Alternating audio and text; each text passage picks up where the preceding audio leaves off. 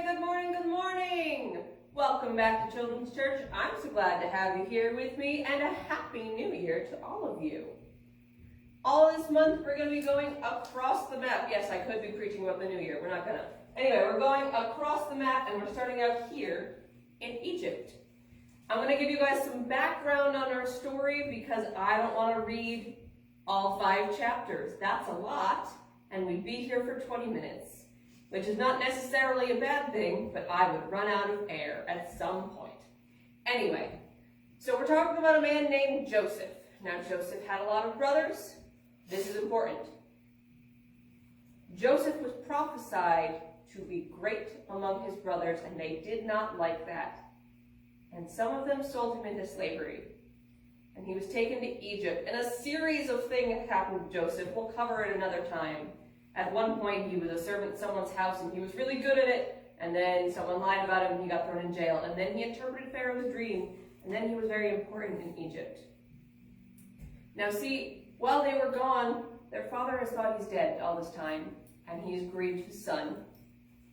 And during this time, roughly 30 years, there is a famine in the land of God's people. Joseph is in Egypt, and he told the Pharaoh there would be a famine, so they had food stores. They were ready. So Joseph's brothers came to Egypt, and when he saw them, he felt a lot of things. And so he put them through a series of tests to see how they would respond. And finally, we're going to jump into Genesis chapter 45 and see how this goes. Joseph could no longer keep his composure in front of all his attendants, so he called out, "Send everyone away from me." No one was with him when he revealed his identity to his brothers. But he wept so loudly that the Egyptians heard it, and also Pharaoh's household heard it. Joseph said to his brothers, "I am Joseph. Is my father still living?" But they could not answer him because they were terrified in his presence. They should be afraid. He's now a very important man, and they did something terrible to him. And even if he wasn't important, I think they'd still be terrified because they did something terrible to him.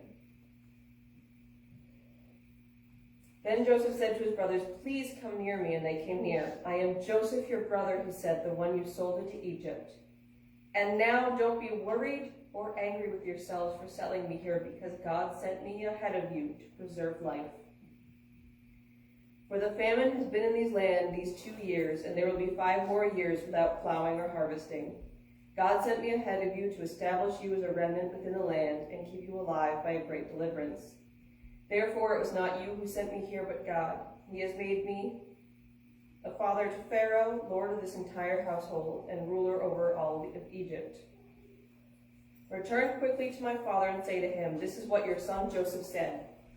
God has made me a lord of all Egypt. Come down to me without delay. You can settle in the land of Goshen and be near me, you, your children, your grandchildren, your sheep, your cattle, and all you have. There I will sustain you, for there will be 5 more years of famine. Otherwise you, your household, and everything you have will become destitute. Look, your eyes and my brother Benjamin's eyes can see that it is I, who am Joseph, who am speaking to you. Tell my father about all my glory in Egypt, and tell him all you have seen, and bring him here quickly.' Then Joseph threw his arms around Benjamin and wept, and Benjamin wept on his shoulder. Joseph kissed each of his brothers as he wept, and afterwards his brother talked with him. When news reached Pharaoh's palace, Joseph's brothers have come. Pharaoh and his servants were pleased.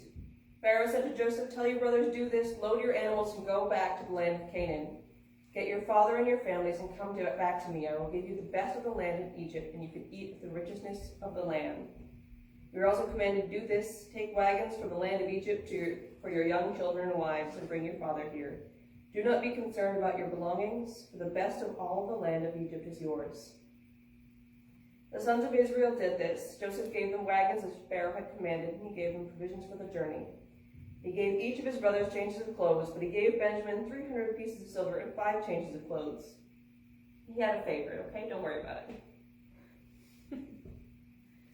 So they came from Egypt. When they came to their father Jacob in the land of Canaan, they said, 'Joseph is alive, and he is ruler over all the land of Egypt.' Jacob was stunned, for he did not believe them. But when they told Jacob all that Joseph had said to them, And when he saw the wagons Joseph had sent to transport him, the spirit of their father Jacob revived. Then Israel said, enough.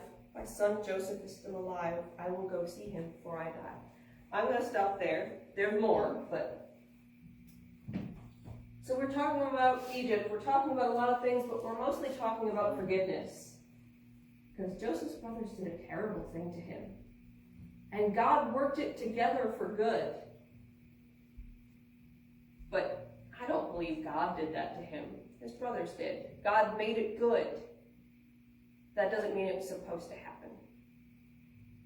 And Joseph looked at his brothers in front of him, and he could have done a lot of things. He could have sent them away knowing they would starve. Now, Joseph wouldn't do that. He was a good and righteous man. He didn't want anyone to starve.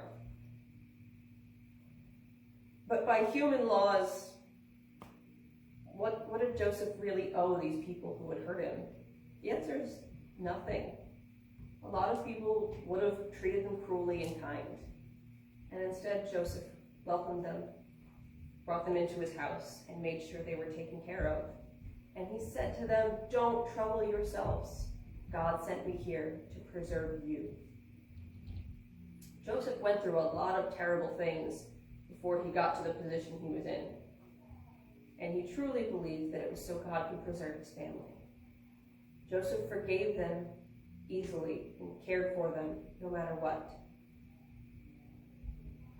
I don't know, I just think it's beautiful.